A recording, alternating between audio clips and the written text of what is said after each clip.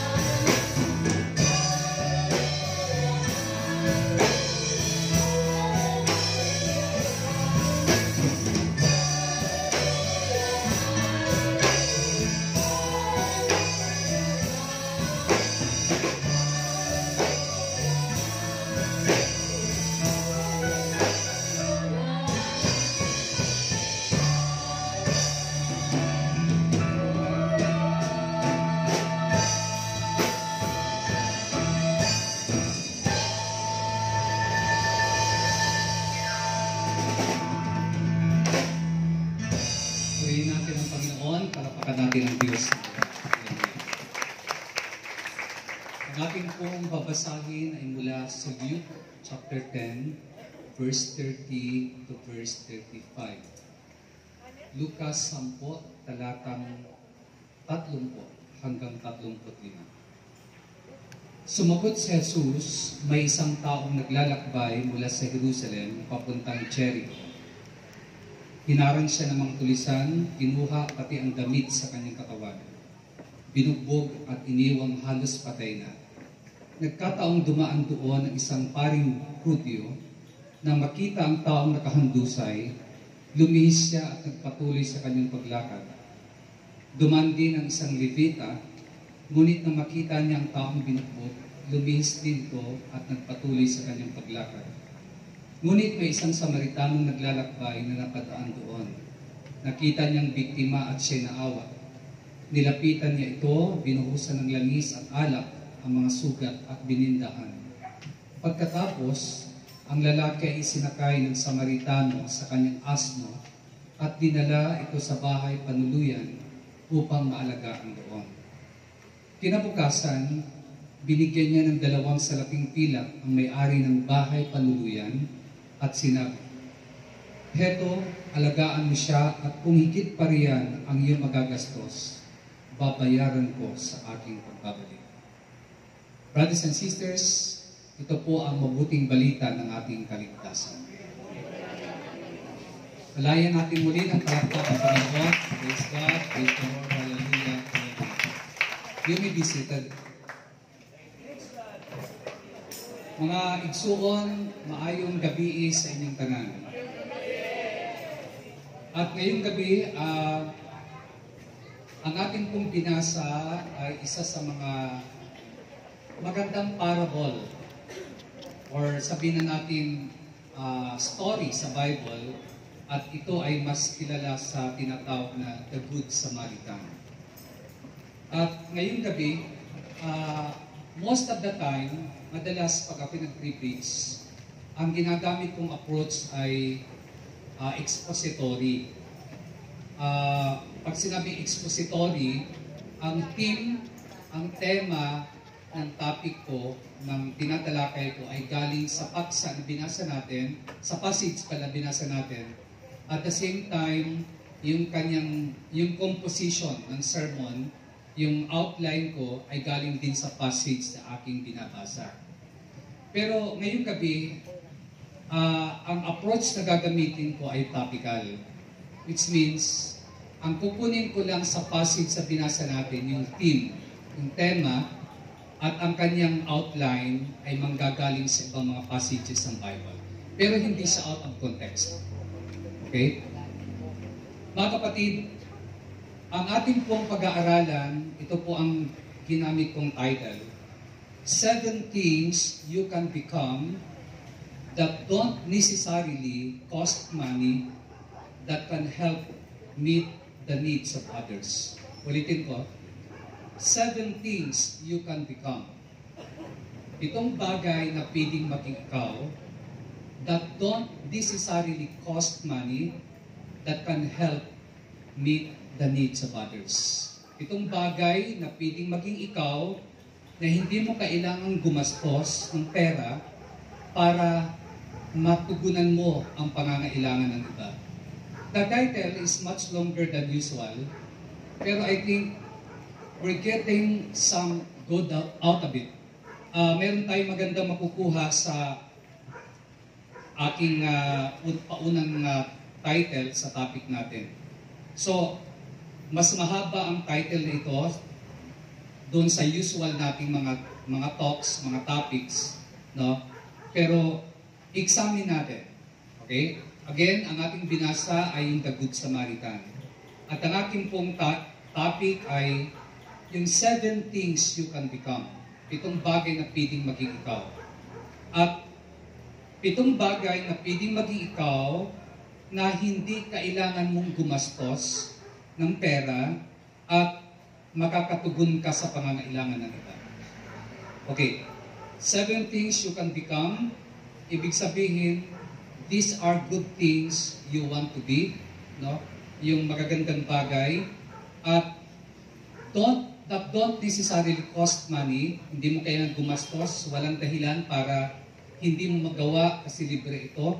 So we can afford to develop them at you can help meet the needs of others. Makakatulong ka sa kailangan ng iba and that is important. Now, tingnan natin mga kapatid, yung 7 bagay na pwedeng maging tayo na makakatugon tayo sa pangangailangan ng iba. So, umpisahan ko po, here are the 7 things you can become that does not necessarily cost money, that you can help meet the needs of others. Number 1, become a healer. Become a healer. Ang unang bagay na pwedeng maging ikaw ay yung maging tagapagpagaling ka. Mga kapatid, pag sinabing become a healer, hindi ibig sabihin maging manggagamot ka. Hindi maging quack doctor ka. Hindi maging albularyo ka.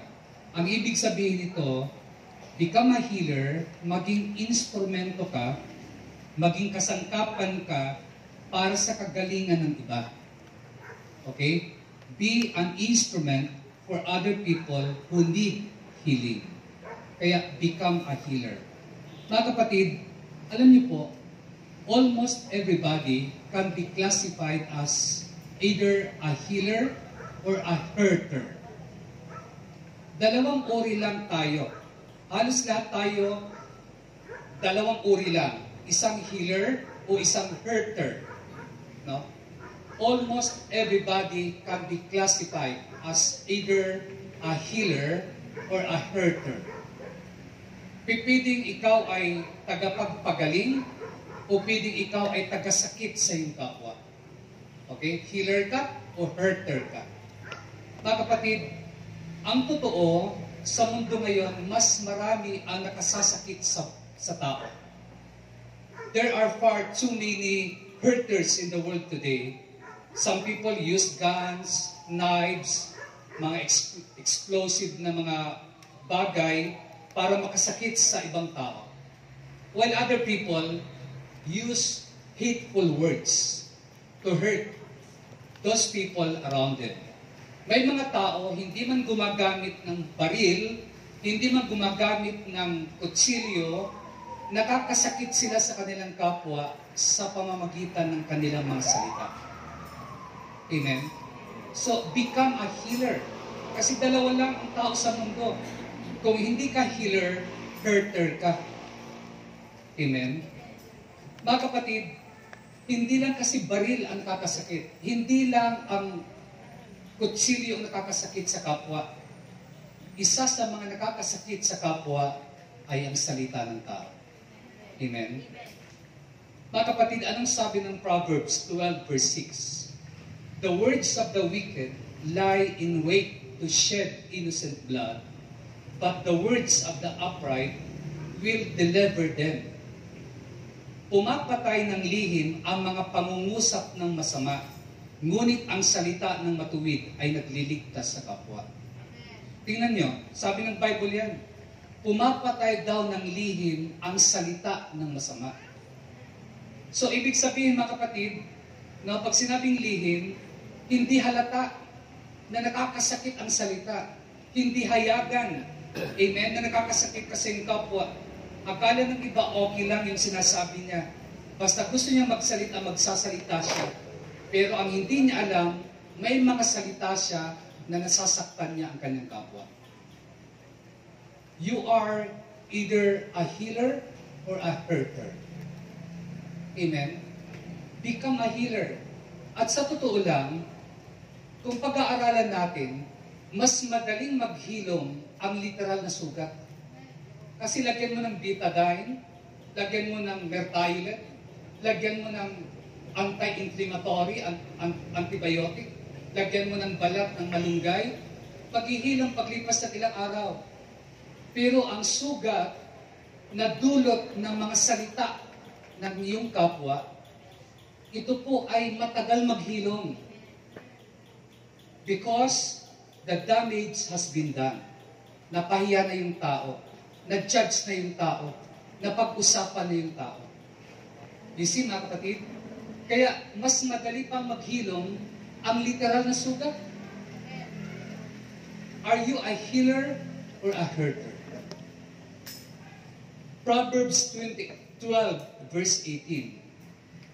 Careless words can cut like a sharp knife, but to speak wise words can make people well. Proverbs 12 verse 18, ang matalas na pananalita ay sumusugat ng damdamin. Ngunit sa magagandang pananalita, sakit ng loob ay gumagaling. So, tingnan nyo, ang sabi ng Biblia, ang magandang pananalita daw ay nagpapagaling. You see, become a healer. Pero ang masakit, ang matalas na pananalita ay nananakit sa kanyang kapwa. Amen? Sumusugat ng damdamin ang ginamit dito. So, maganda ba ang ating pananalita sa ating kapwa? Are we a healer or are we a hurter? Proverbs 18:21. The tongue has the power of life and death, and those who love it will eat its fruit. Ang buhay daw at kamatayan ay sa dila na kasalalay. Makikinabang ng bunga nito, ang dito ay nagmamahal. You see, ang ating salita, ang dulo ng ating salita ay pwedeng pumatay, pwede rin bumuhay. Because life and death is on the tip of your tongue, sabi ng Bible. Kaya, ito po yung sasabi ko. So, alam niyo po, mga kapatid, kahit si Lord, kahit ang Diyos, hindi niya pinalalampas ang mga hurtful words. Believe me, kahit ang Diyos, hindi niya pinalalampas ang mga masasakit na salita. Pakinggan niyo, Numbers 12, verse 1 to verse 7. Pakinggan, verse 9 pala. Pakinggan niyo ha. Ang Diyos, hindi niya kinokonsente, hindi niya pinalalampas ang mga salitang masasakit na ginagamit ng tao sa kanyang kapwa. Ang isang example nito ay makikita natin sa Book of Numbers, chapter 12, verse 1 to 9. Basahin natin.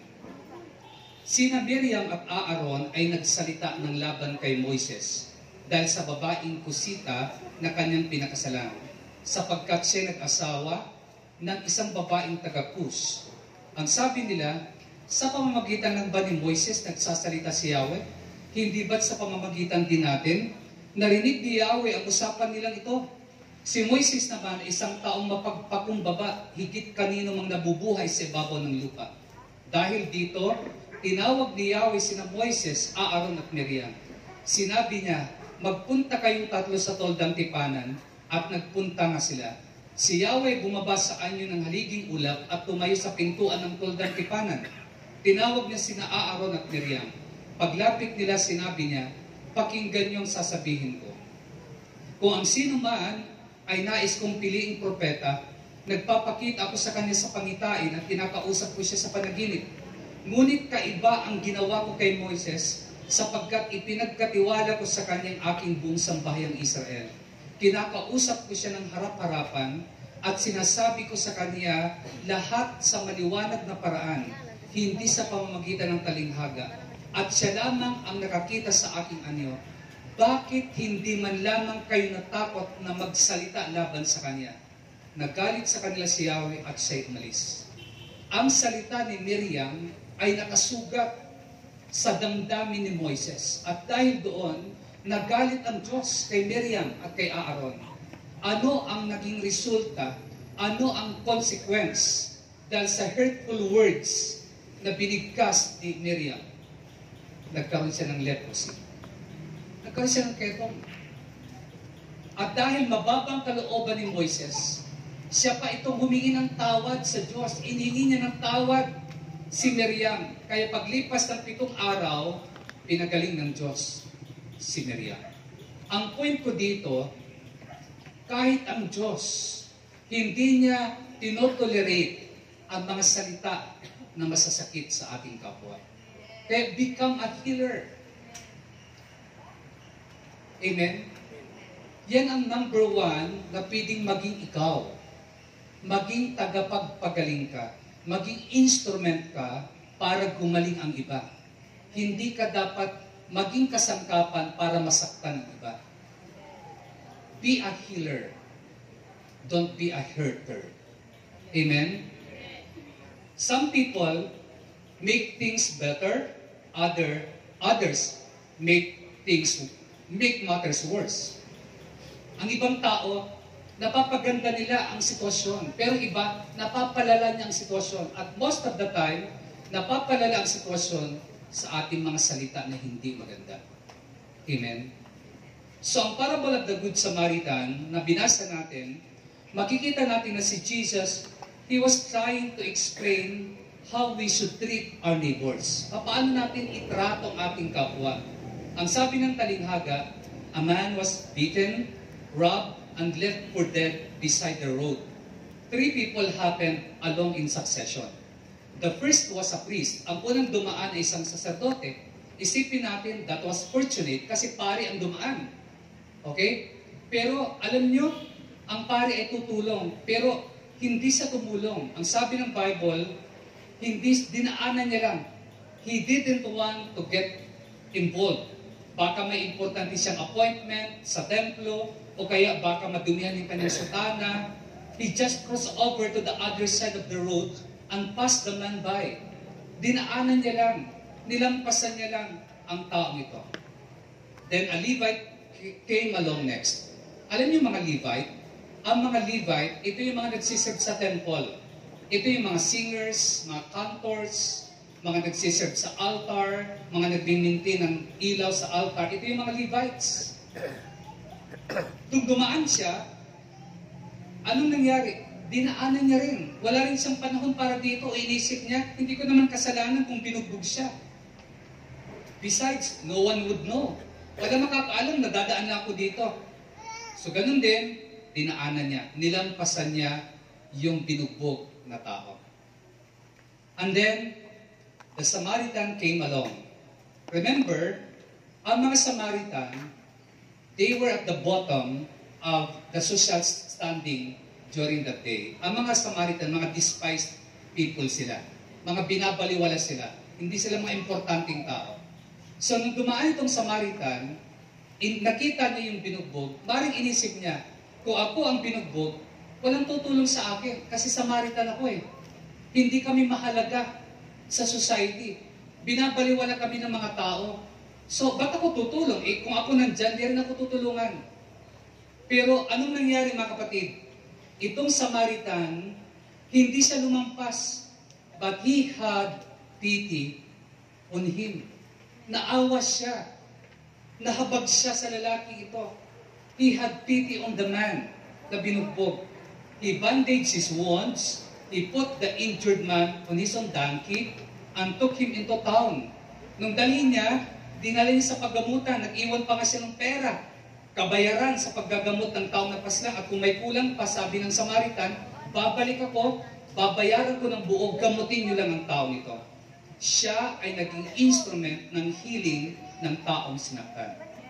Then Jesus turned to the crowd who were listening to the parable and said, "Go and do likewise." Mga kapatid, ito yung ine-expect ni God sa atin. Ito yung inaasahan ni Lord sa atin. Kaya sabi niya, go and do likewise. Gawin niyo, maging instrumento kayo ng kagalingan ng iba. This is how we should treat our neighbors. The priest and the Levite make the matters worse, but the Samaritan makes things better. Mga kapatid, yan po ang unang pwedeng maging ikaw. Yan ang unang pwedeng maging ako. Become a healer. Be an instrument para magkaroon ng kagalingan ang ating kapwa. The same na spirit ito na sinabi ni Paul sa Galatians 6 verse 2. Anong sabi ni Paul? Carry each other's burden, and in this way, you will fulfill the law of Christ. Magtulungan kayo sa pagdala ng pasanin ng bawat isa. Sa gayong paraan, matutupad nyo ang gusto ni Kristo o ang utos ni Kristo. You will fulfill the law of Christ. Kung kayo ay nagkikerry ng burden, ang sugat ng kapwa ay burden yon. So kung ikaw ay tutulong sa Kanya, para maibsan yung sugat niya, yung pain niya, kapatid, nagiging healer. Amen? So, paano ka magsalita sa iyong kapwa? Paano ka magsalita sa iyong asawa? Paano ka magsalita sa iyong magulang? Paano ka magsalita sa iyong kasama sa trabaho? Paano ka magsalita sa iyong ka-ministry? Are you a healer or are you a hurter? Amen? Proverbs 12 verse 18, speaking recklessly is like the thrust of a sword, but the words of the wise brings healing. Ang matalas na pananalita ay sumusugat ng damdamin, ngunit sa magagandang pananalita, sakit ng loob ay gumagaling. Number 2, be an encourager. Hindi ka lamang healer, hindi lamang become a healer. Ang number 2 is be an encourager. Mag-encourage ka. Magpalakas ka ng loob. Amen? Anong sabi ng Romans 12 verse 5 to 8? Sa Romans 12 verse 5 to 8, mababasa natin yung 7 gifts, yung 7 regalo ng Diyos na dinistribute niya sa kanyang mga tao, to His people. And among them is the gift of encouragement. Isa sa mga gift na dinistribute ni Lord sa kanyang simbahan ay yung gift of encouragement. Yung regalo ng pagpapalakas ng loob. Amen? Anong sabi ng verse 8? Pakinggan nyo. If it is to encourage, then give encouragement. If it is giving, then give generously. If it is to lead, do it diligently. If it is to show mercy, do it cheerfully.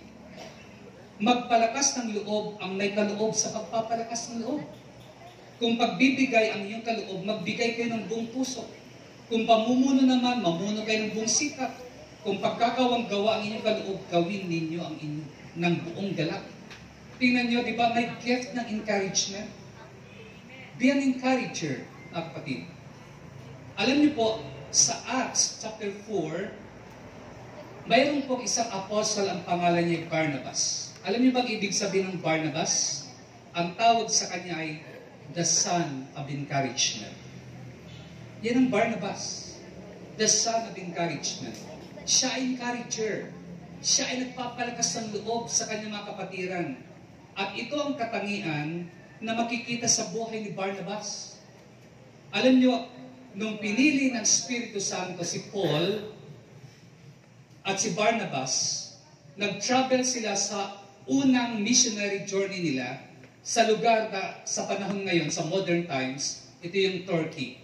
Yan ang unang pinuntahan nila Paul sa kanilang missionary journey. Kasama yung si Barnabas.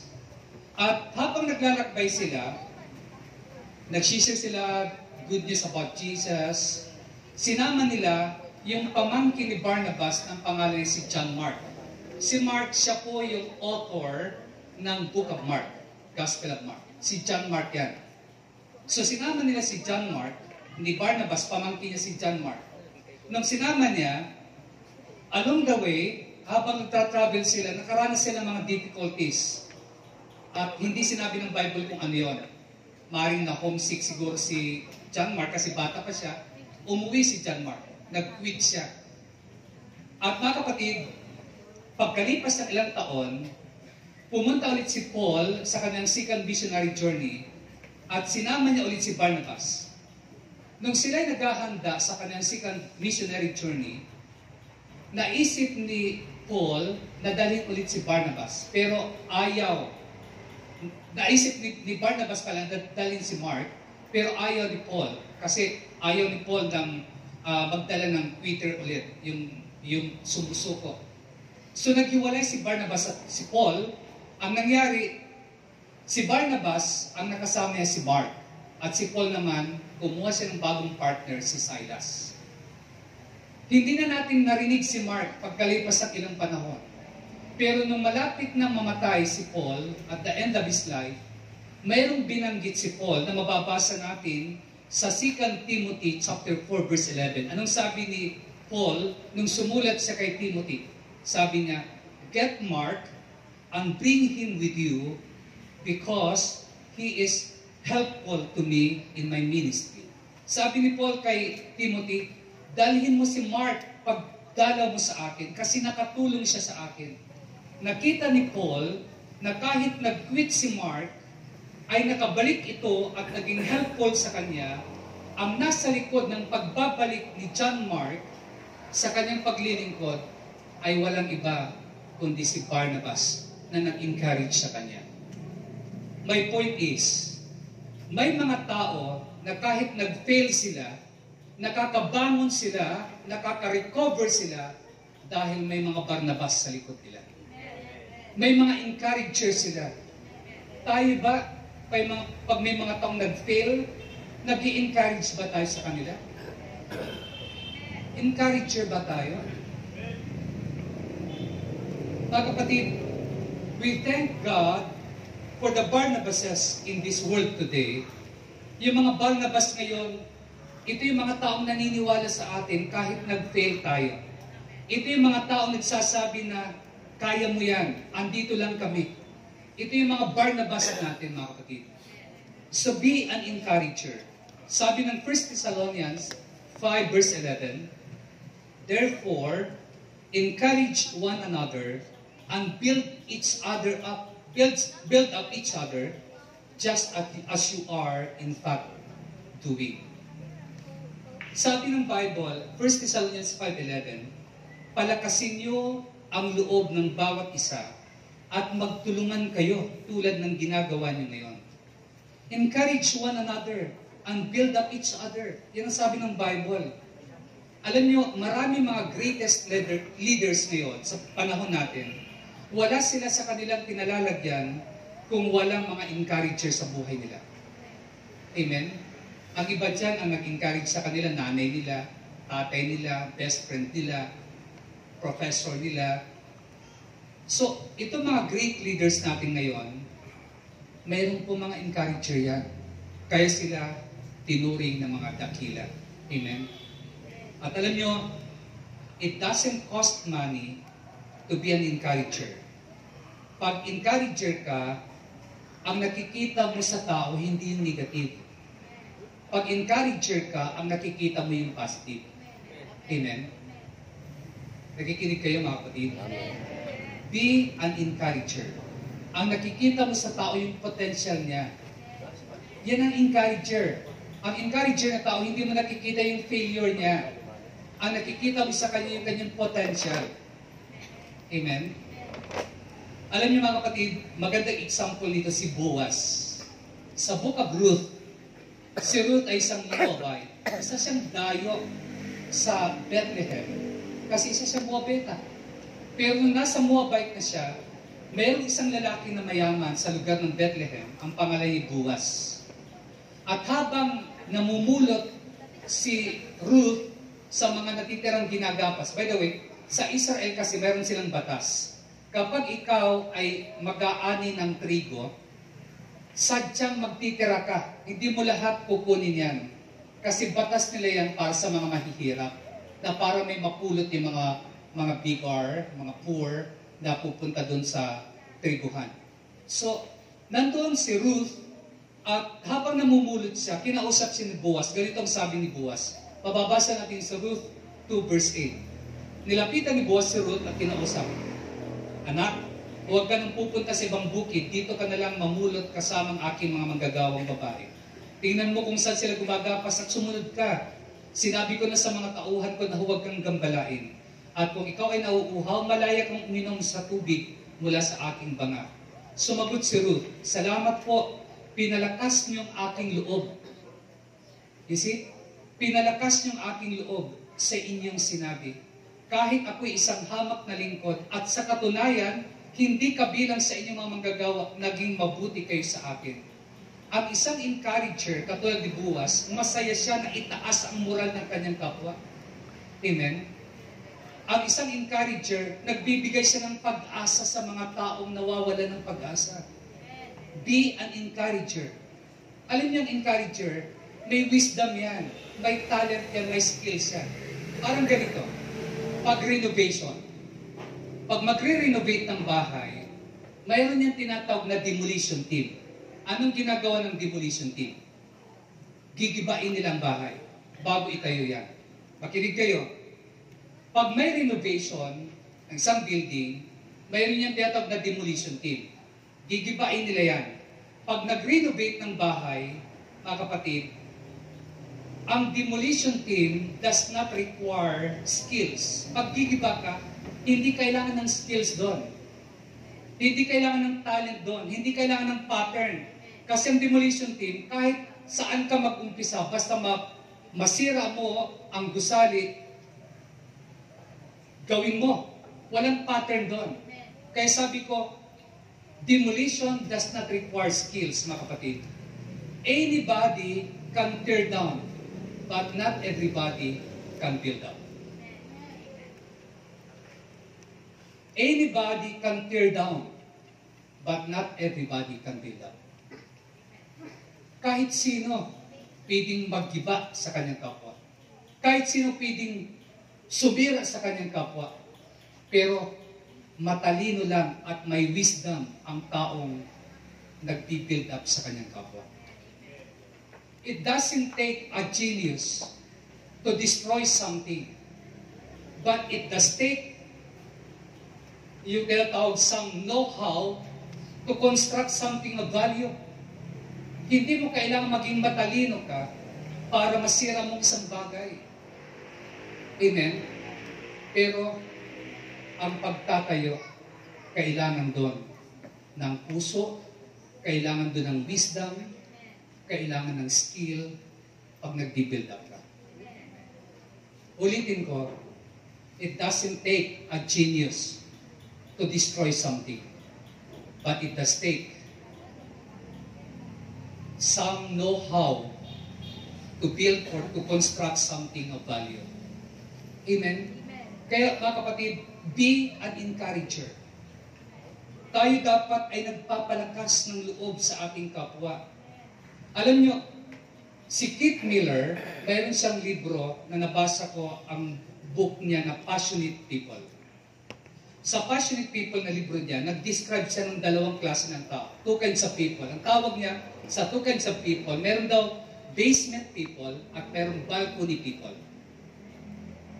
Ang basement people, ito yung mga discourager sa buhay natin.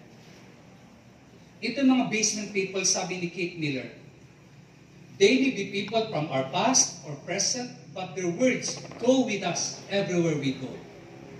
Ito yung mga tao sa ating nakaraan, umaaring sa kasalukuyan, na kung saan ang mga salita nila hindi ka tinatantanan. Okay? Ito yung mga basement people. Amen? Yung mga salita nila palaging sumusunod sa iyo. They are the negative influences in our lives. And their words go something like this. Yung sasabihin na, you can't do that. Yung sasabihin na, you will never get it right. Yung sasabihin nila, you will never amount to anything. Hindi mo magagawa yan, hindi mo kaya yan, walang saysay yung ginagawa mo. Ito yung mga basement people. Ito yung maririnig mo sa mga basement people. Ang mga basement people, dinadivert tayo sa ating pag-asa at sa ating pangarap. Nililihis tayo sa ating mga pag-asa. Ito yung mga palaging sumisilip sa ating mga mali at hindi nakikita yung tama nating ginagawa. Yan yung mga basement people. They constantly point out what is wrong rather than what is right with us. Yan po ang mga basement people. In contrast to them, ang sabi ni Keith Miller, yung mga balcony people naman, they are people who are full of love and cheer us on. Ito yung mga taong nag-cheer sa iyo. Ito yung mga tao, ang mga balcony people, ito yung mga taong nag-i-encourage sa iyo. Ito yung mga nagmamahal sa iyo. Ito yung mga nakaupo sa balcony ng buhay mo na nagsasabi, you can do it, magagawa mo yan, we believe in you, you are special to us. Ito yung mga balcony people sa buhay. Amen? Balcony people are the great encouragers in our lives, and we all need them. Kailangan natin sila. Kailangan natin ng mga Barnabas sa ating buhay. Amen? So, ang question for all of us is, who will we be? Will we be basement people or will we be balcony people? Tayo ba ay mga basement people or balcony people tayo? The choice is ours to make. Bakit? Balcony people try to lift people up to where they are. Ang mga balcony people, ito yung nagtutulak sa kapwa niya pataas. But basement people try to drag people down where they are. Ito yung mga humihila pababa. Amen? Si Caleb at Joshua, sila ay balcony people ng Israel. Sila yung nag-encourage sa Israel na tumuloy tayo sa promised land. Pero mayroong 10, mga kapatid, na spy na kasama nila na mga basement people. Ito yung mga nagdi-discourage sa mga tao. Huwag tayong tumuloy. May mga giant doon. Yung sasabi ko, what do you see? Giants or God? Kung ikaw ay balcony people, ay nakikita mo God. Pag ikaw ay basement people, kayo basement people, basement person ka, ang nakikita mo yung giant. Amen? So mga kapatid, be an encourager. Amen? Pangatlo, 7 things you can become. Be a listener. Be a listener. Tagapakinig. Makinig ka. Alam niyo po, ang isang bagay na hindi mo kailangang gumastos ay yung makinig ka. Be a listener.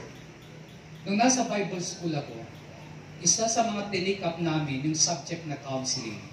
At alam niyo po, sabi ng professor namin, ang effective na counselor ay hindi yung magaling magsalita at mag-advise. Ang effective na counselor, yung marunong kang makinig. Be a listener. Bakit? Kasi po, alam nyo, kapag nakikinig ang isang counselor sa counseling, no? At nararamdaman yun ng counseling na pinapakinggan siya, nako-comfort yung counseling. Nako-comfort siya. Amen? Alam niyo po, naramdaman niyo na ba yun yung nagsasalita kayo pero hindi kayo pinapakinggan? Ano yung pakiramdam niyo? Hindi maibsan yung pain. Lalong bumibigat kasi ini-ignore ka. Be a listener. Amen? A few years ago, may isang lalaki, naglagay siya sa isang ad ng newspaper sa personal section at sabi niya, I will listen to your troubles, 100 pesos per call. And he got a lot of takers. Nung sinabi niya dun sa newspaper, sa personal ad section, na sino man sa inyo ang gustong may makinig kung may mga problema, tawagan niyo ako, ito yung telephone number ko, 100 pesos per call. Ang daming tumawag sa kanya. Bakit? Maraming tao ang gustong pakinggan sila. Amen? Maraming tao na gusto nilang pinapakinggan sila. Amen? Mga kapatid, alam nyo, maraming taong gustong may nakikinig sa mga problema nila. Kaya pag may gusto mag-share sa'yo ng problema nila, huwag mong sasabihin na wala akong time makinig, may problema din ako. Be a listener. Amen? Alam niyo po, ang real communication or the lack of it is behind many of the hurts we experience. Marami po ang mga sakit dahil sa kawalan ng nakikinig. Maraming mga sakit ang nasa likod ng mga sakit ng kalooban dahil walang totoong pag-uusap at walang totoong komunikasyon. Amen? At marami ding relasyon na sira na naaayos dahil sa pag-uusap. Amen? Kaya sabi ng Rusi, sabot-sabot lang. Amen? Mga kapatid, maraming mag-asawa, hindi na nagkakaintindihan, hindi na nagkakasundo, may mga sama ng loob ang bawat isa. Anong dahilan? Walang nakikinig. Parihas nagsasalita. Kaya anong nangyayari? Walang gumagaling. Walang naaayos kasi walang nakikinig. Be a listener. Amen? Sabi ko kanina, na-feel nyo ba yun? Yung nagsasalita kayo pero ini-ignore kayo, di kayo pinapakinggan? Masakit, di ba? Amen? Lalo na sa mga babae, dapat iniintindihan ng mga lalaki at pinapakinggan. Kasi po ang mga asawang babae, alam niyo may pag-aaral, na mga babae, kaya nila magsalita ng 30,000 words a day. Ang mga lalaki, 15,000 words lang. Kapag hindi mo pinakinggan ang words ng mga babae, at hindi pa naubos yung 30,000, mako-convert yun sa hertz. Magiging sakit ng kalooban nila yun kasi di mo pinakinggan. Kaya makinig kayo mga asawang lalaki sa inyong mga asawang babae. Amen? Pakinggan niyo rin. Kasi, kayo, naubos na yung salita niyo sa kanya, hindi pa ubos yung 30,000 eh. Yan pong pag-aaral, mga kapatid. At kahit sa mga magulang, hindi porket ikaw ay magulang, di ka na rin makikinig sa anak mo. Dapat makinig ka rin sa mga anak niyo. Pag nagsalita ang anak niyo, makinig din kayo. Hindi lang sasabihin na, magulang ako, hindi ako makikinig sa iyo. Dapat ikaw makinig sa akin. No. Dapat po, nakikinig ka rin. Alala ko may isang babae, dahil sa unwanted pregnancy, galit na galit siya sa kanyang anak dahil nabuntis na hindi pa siya handa, hindi niya gusto. Ang galit niya dahil nabuntis siya, naituon niya dun sa kanyang anak na dalaga o dalagita. Tuwing uuwi itong nanay galing sa trabaho, binubulyawan yung anak niya, mabigat ang kanyang dugo sa kanyang anak. Pag nagsasalita ang anak, di niya pinapakinggan. Isang araw, nung malapit na yung birthday ng nanay, yung bata, nagsabi siya sa kanyang nanay, Nay, ano ba yung gusto mong regalo sa birthday mo? Sabi ng nanay, yung mamatay ka na. Alam niyo po, dumating yung birthday ng nanay, pagkagaling sa trabaho ng nanay, nadat na niyang tahimik yung bahay, pagpasok sa kwarto, nakabigti na yung kanyang anak at may sulat siyang iniwan. Sabi ng anak, Nay, siguro magiging masaya ka na ngayon sa birthday mo kasi itong hinihingi mo, mamatay ako. Uli ng pagsisisi. Kasi hindi siya nakikinig. Amen? Makinig kayo. Be a listener. Amen? Kaya nga, mayroon tayong 2 tainga at isa lang ang ating bibig. Ibig sabihin nun, mas marami dapat ang ating pakikinig kaysa sa pagsasalita. Amen? Proverbs 18:13. The one who gives an answer before he listens, that is his folly and his shame. Kahangalan daw at kahihiyan ang sumasagot ka na hindi ka muna nakikinig. Proverbs 25:12. Like an earring of gold or an ornament of fine gold is the rebuke of a wise judge to a listening ear. Ang tao daw na nakikinig sa payo ng marunong ay parang gintong hikaw o mamahaling alahas. Ganon kahalaga ang pakikinig. Amen?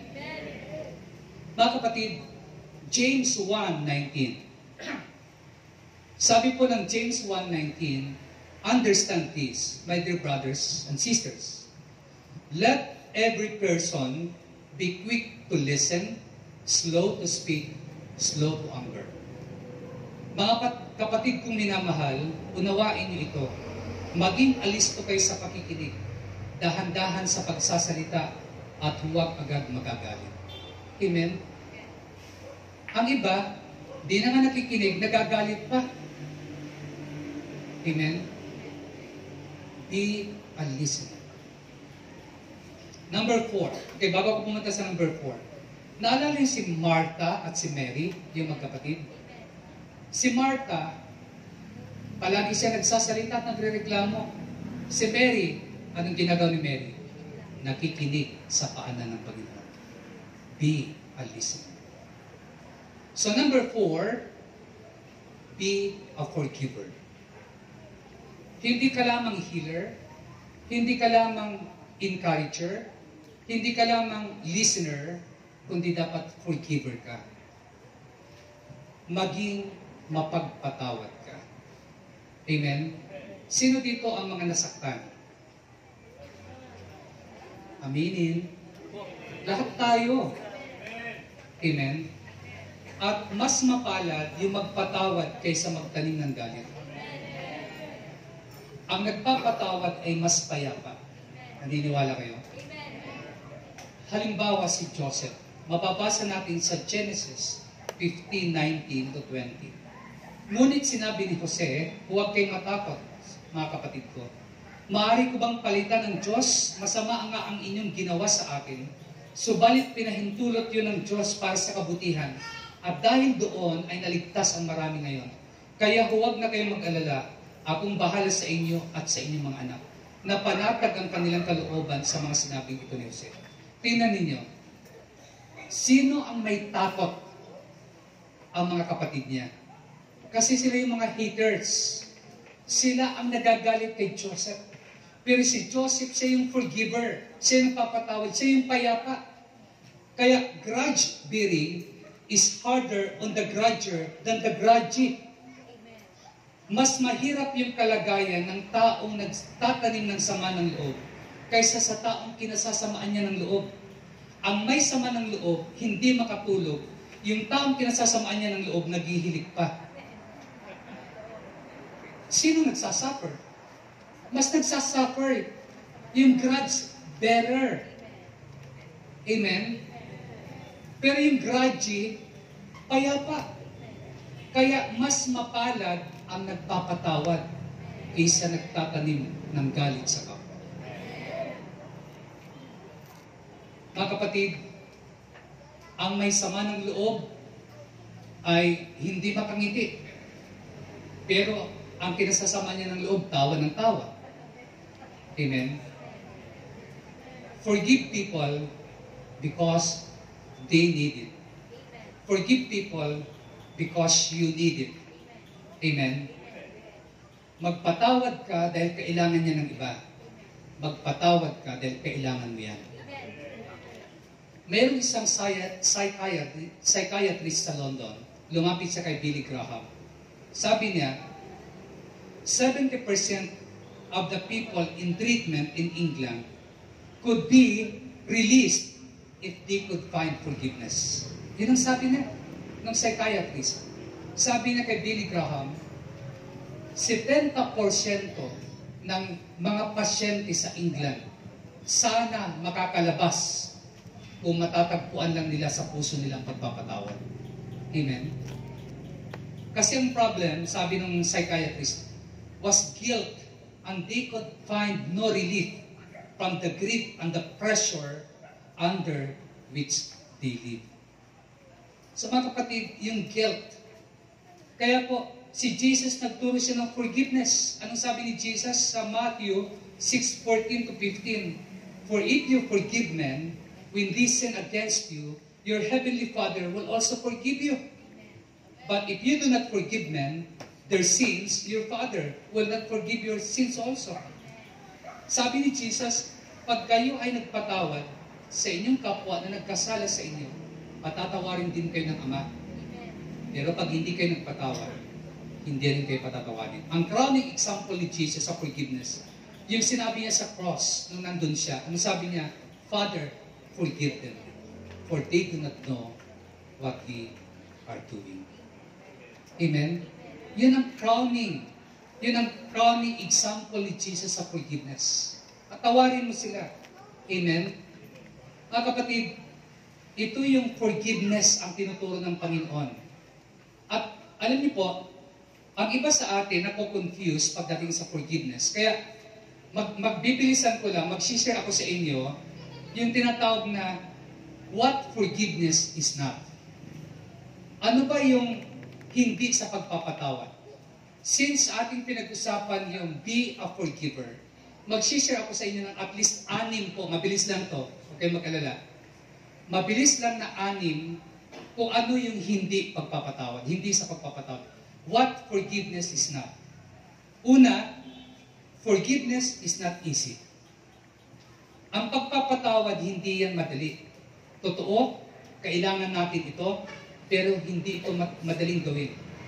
Sa totoo lang, forgiveness is not easy. May struggle. Kahit si Joseph, bago niya pinatawad yung mga kapatid niya, sinubok niya ng 2 times. Diba, naalala ninyo? Yung una, sinabi niya, mga spy kayo. Sabi nila, hindi kami spy. Kung di kayo totoong spy, iwanan niyo yung isa niyong kapatid. Si Ruben ata yun. Maiiwan siya dito. Umuwi kayo. Pagbalik nila, dahil wala na silang mabiling pagka-trigo, kailan na bumalik, pangalawang test ni Joseph sa kanila para mapatawad sila. Diba? Nilagyan niya ng silver cup ni Joseph yung isa sa mga sak ng kanyang mga kapatid. Kasi nakilala ni Joseph yung mga kapatid niya nung umuwi sila, pinahabol niya sa kanyang tauhan at sabi niya, bakit yung ginawa ng masama ang prinsipe ng Ehipto? Bakit yung kinuha yung silver at bumalik sila? Lumuhod sila sa harapan ni Joseph at doon nakita ni Joseph yung kanilang pagbabago. Doon lang sila pinatawad. Forgiveness is not easy. Huwag mong sabihin madali lang magpatawad. Hindi totoo yan. Ang pagpapatawad, kailangan natin yan. Pero hindi yan madali.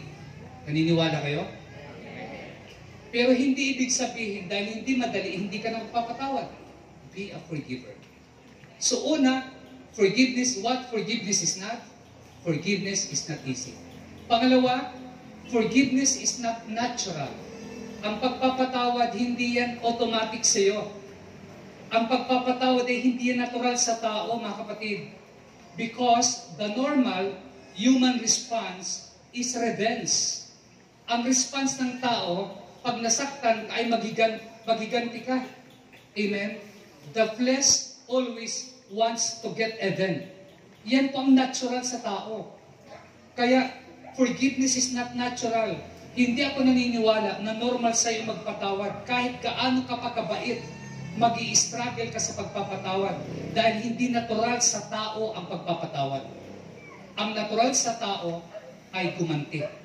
Amen? Amen po ba? Amen. Pero hindi ibig sabihin, dahil hindi natural ang pagpapatawad, hindi ka na magpapatawad. Be a forgiver. Pangatlo, what forgiveness is not denial. Ang pagpapatawad ay hindi pagtanggi na nasaktan ka. Dahil pinatawad kita, sasabihin mo, hindi ako nasaktan. Denial. Hindi. Forgiveness is not denial. At ang pagpapatawad ay hindi ibig sabihin na tinatanggi mo na nagkamali siya. In fact, true forgiveness requires confession. Ang totoong pagpapatawad, hindi ka dapat nagdi-deny na nagkamali ka. Ang totoong pagpapatawad, true confession, true forgiveness, requires confession. Kung totoong ikaw ay humihingi ng tawad, umamin ka na nagkasala ka. Amen? Kasi forgiveness is not denial. Amen? Bakit ko sinabi yan? Basahin niyo ang Isaiah chapter 1 verse 18. Anong sabi ng Panginoon? Come now, let us settle the matter, says the Lord. Though your sins are like scarlet, they shall be as white as snow. Though they are red as crimson, they shall be like wool. Halika kayo at magliwanagan tayo, sabi ni Yahweh. Gaano man kapula ang inyong makasalanan, kayo ating papuputiin tulad ng yelo, ubulak. Magliwanagan tayo. Ang ibig sabihin ng Diyos sa Isaiah 1:18, mag-confess ka. Dahil ang forgiveness is not denial. Amen? Ang sabi ng 1 John 1:9, if we confess our sins, He is faithful and just and will forgive us our sins and purify us from all unrighteousness.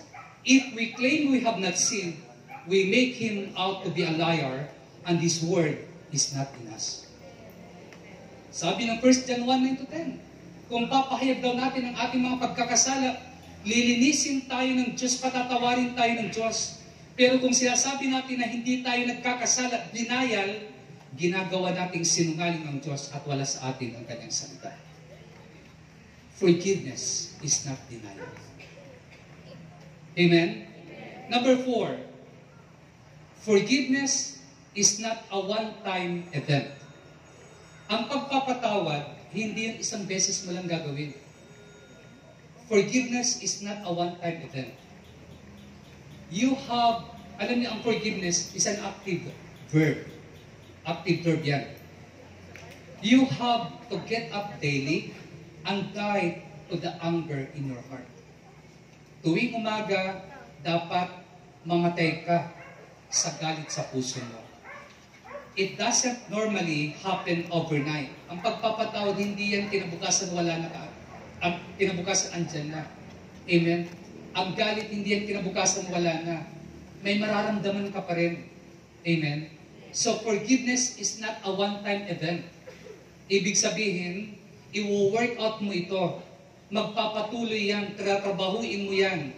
Amen? Sa Matthew 18:21-22, di ba sinabi ni Peter yan kay Jesus, how many times shall I forgive my brother when he sin against me? Up to 7 times?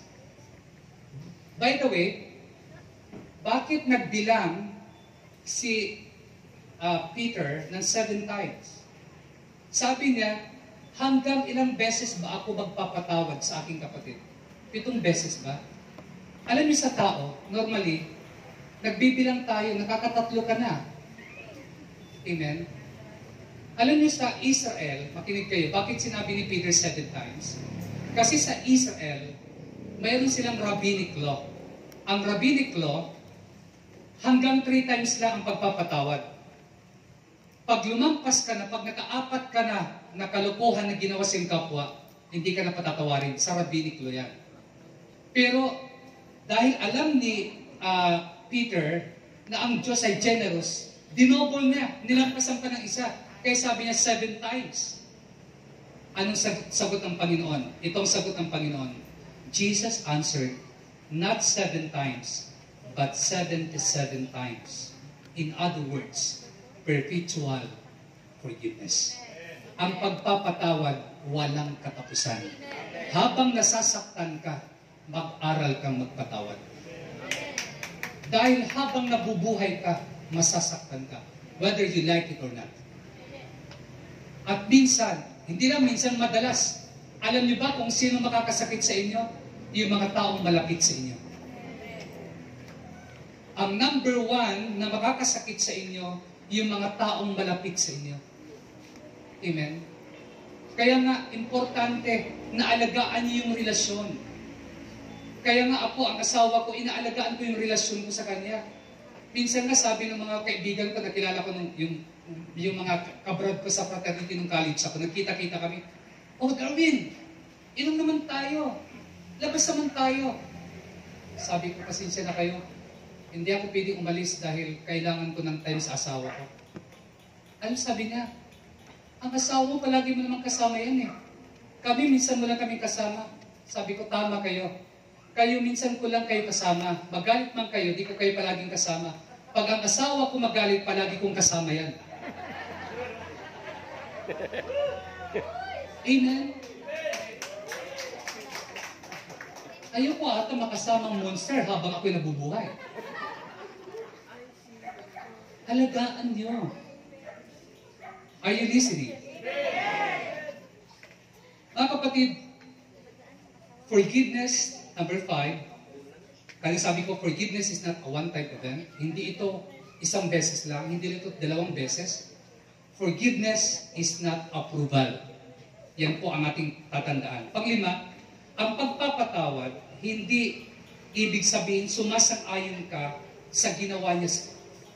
Kaya mo siya pinapatawad dahil sumasang-ayon ka. Forgiveness is not approval.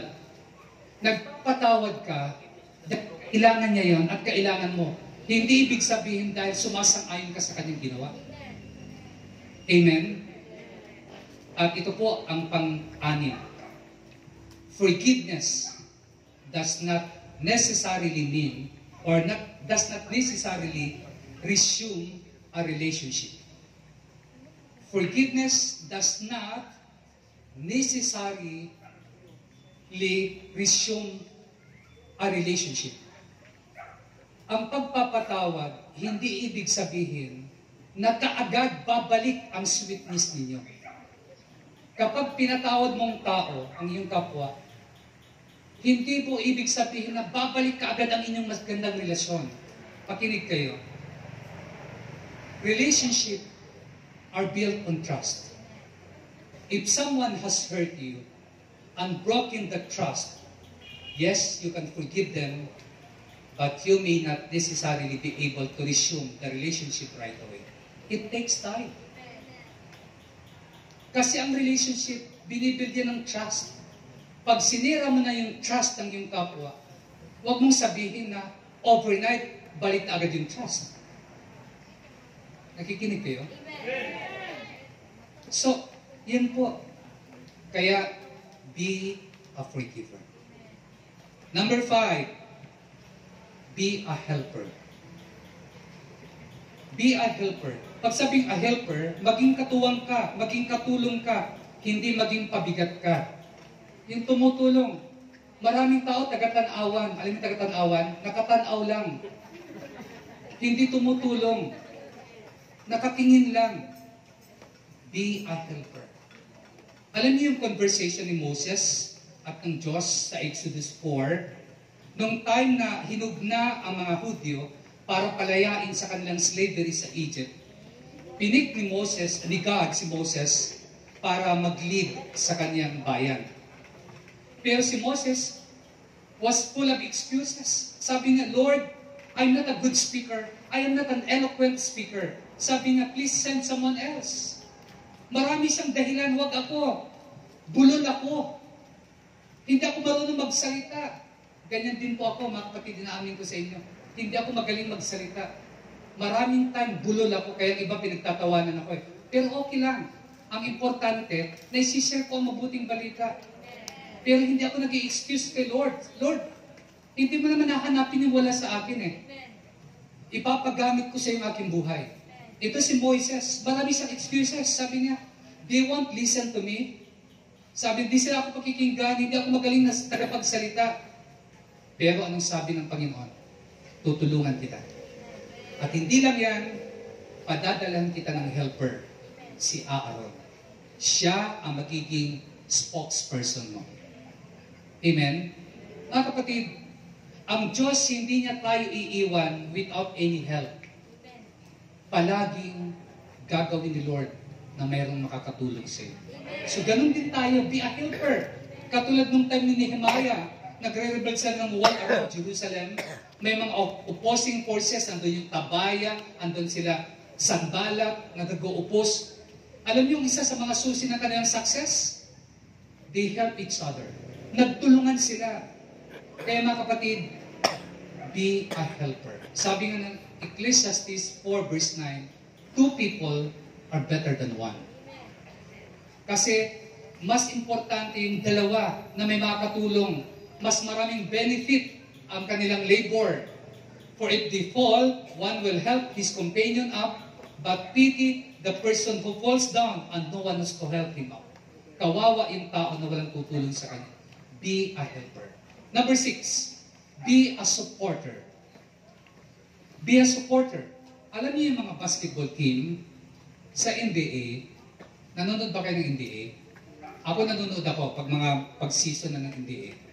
Hindi ako magaling mag-basketball, hindi ako marunong mag-basketball, pero mahilig akong manood, mga kapatid. Alam niyo sa basketball, isa sa mga factor kung bakit sila nananalo, yung tinatawag na teamwork.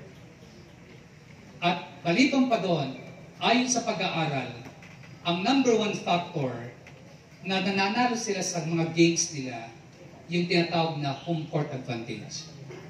Home court advantage. Bakit? Nananalo sila, tingnan nyo ha, ang size ng mga court, pare-parehas lang yan. Yung size, yung height ng basket, parehas lang yan. Lahat yan ng mga court sa Amerika. Pero, mas madalas nananalo ang mga team sa kanilang home court. Bakit? Kasi andun yung mga fans nila. Andun yung nag-cheer sa kanila. Andun yung nagsusupport sa kanila.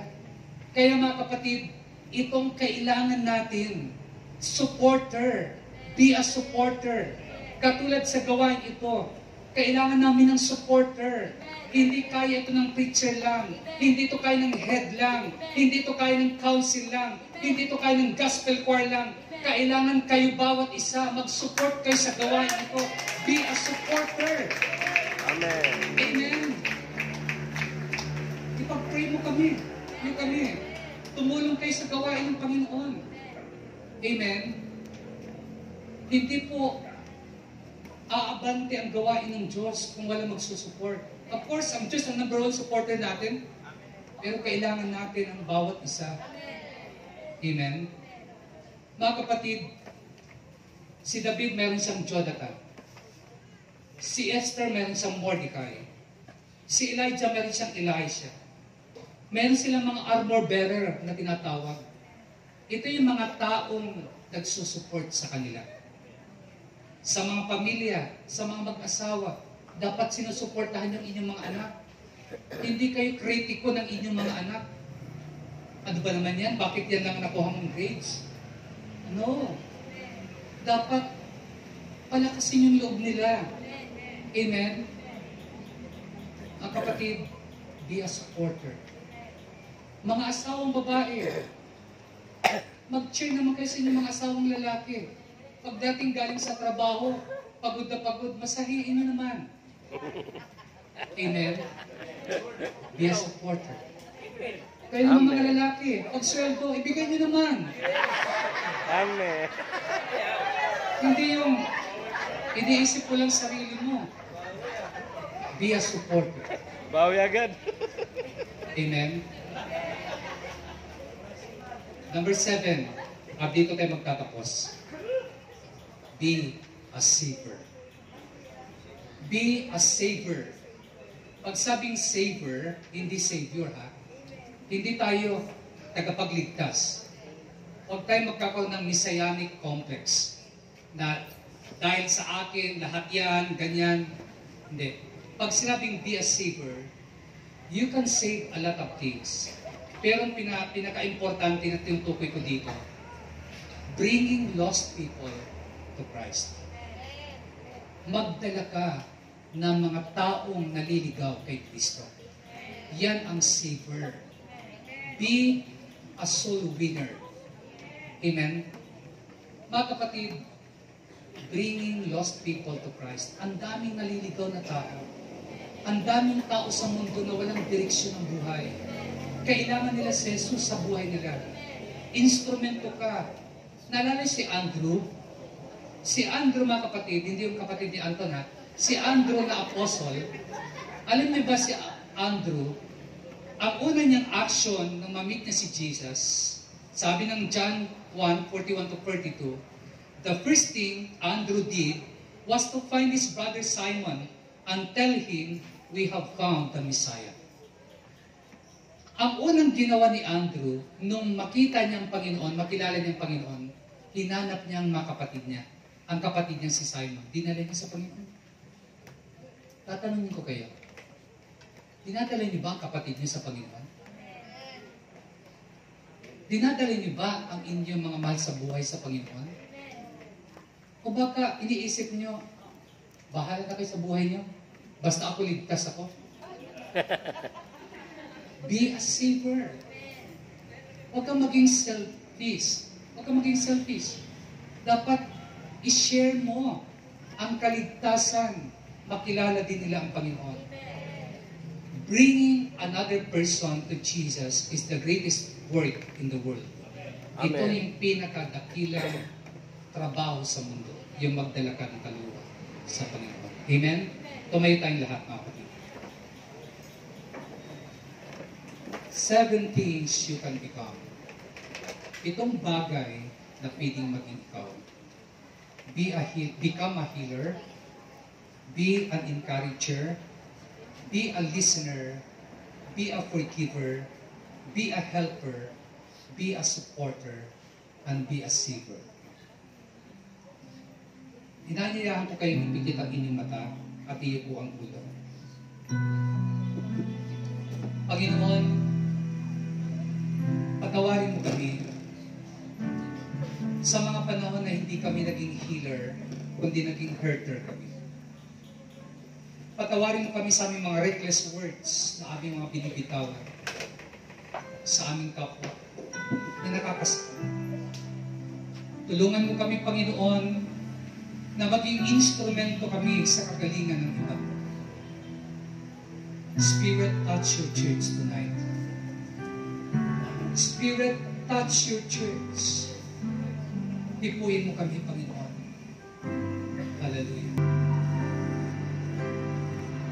Lord, we humbly bow before you, deserve of you what we ask, but we yearn to see your glory, restore this dying land. Panginoon, ipuin mo ang inyong mga anak. Your church Ipuin mo ang aming puso. steers the heart. Lord, dalangin mo sa gabing ito ang mga sugatang puso. Pagalingin mo sila, Panginoon. With your passion, Ang mga sugatang kaluluwa, pagalingin mo, I Panginoon. want to care for At bigyan mo kami, Lord, Let ng spirito ng pagmamahal, for me. spirito ng pagpapalakas sa aming kapwa. Fall Lord, upon me. patuhin mo ang aming puso. Spirit, Ilagay mo sa aming puso ang pagmamahal at pagmamalasakit sa aming kapwa. heart of man, revive us, Lord, with your passion once again. I want to care for others like Jesus cares for me. Let your rain fall upon me. Spirit, touch your church. Spirit, touch your church. Stir the hearts of men. Steep the heart of man. Revive us, Lord. Revive us, Lord, with your passion once again. I want to care for others like Jesus cares for me. Let your rain fall upon me. Spirit, touch your church. Steers the heart of man. Revive us, Lord, with your passion once again. Passion mo. I want to care for others like Jesus cares for me. Let your rain fall upon me. Let your rain fall upon me. Let your rain fall upon me. Let your rain fall upon me. Mga kapatid, meron akong hihilingin sa inyo ngayong gabi. First time ko itong hihilingin sa inyo.